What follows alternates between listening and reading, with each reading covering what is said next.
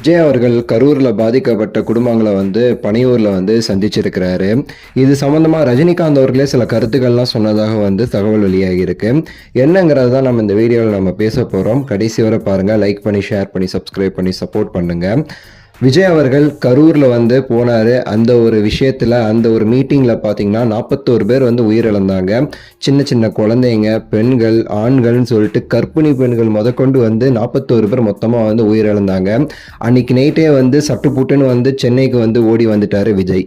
அதுக்கப்புறம் அப்பத்துலேருந்து இப்போ வரைக்குமே சரி, அந்த மக்களையும் சந்திக்கலை. அந்த மக்களுக்கு ஒரு மன்னிப்போ ஒரு வேதனை தெரிவிக்கிற மாதிரியோ எதுவுமே விஜய் அவர்கள் சைட்லேருந்து நேரடியாக அவர் செய்யவே இல்லை.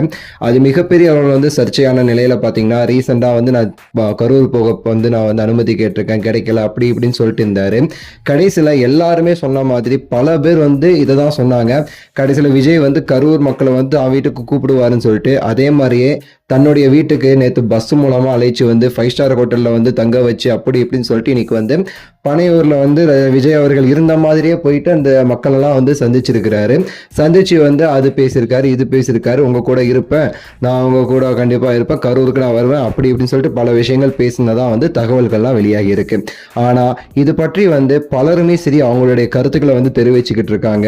விஜய் எல்லாம் ஒரு மனுஷனே கிடையாது, எப்படி ஒரு மனுஷனா இருந்தா இப்பெல்லாம் செய்ய முடியுமா, தன்னை நம்பி இறந்து போனவங்களோட வீட்டுக்கு நேர்ல போய் அஞ்சலி செலுத்துறது, நேர்ல போய் நலம் விசாரிக்கிறது, நேர்ல போய் அவங்களுக்கு ஆறுதல் சொல்றதுதான் ஒரு இது.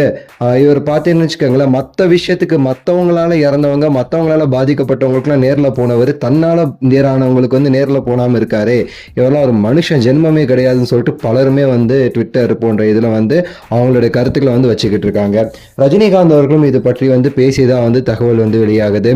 என்ன சொல்றாங்கன்னா, இது பற்றி ரஜினிகாந்த் அவர்களுமே சரி அவருக்கு நெருக்கமானவங்கள்ட்ட டிஸ்கஸ் பண்ணியிருக்காராமா. விஜய் அவர்கள் இந்த மாதிரி கூப்பிட்டுருக்காராமே, இது என்ன மாதிரி பேச போறாங்கன்னு தெரியல. விஜய் அவர்களை ஆல்ரெடி அவரை எல்லாருமே எதிர்பார்த்தான் பண்ணிட்டு இருக்காங்க. அந்த கரூர் விஷயத்துக்கு அப்புறமா இது அவருக்கு இன்னுமே சரி ஒரு பின் விளைவாக தான் அமையும் சொல்லிட்டு நான் நினைக்கிறேங்கிற மாதிரி ரஜினிகாந்த் அவர்கள் பேசினதா சில நபர்கள் சொல்றதை நம்மளால பார்க்க முடியுது.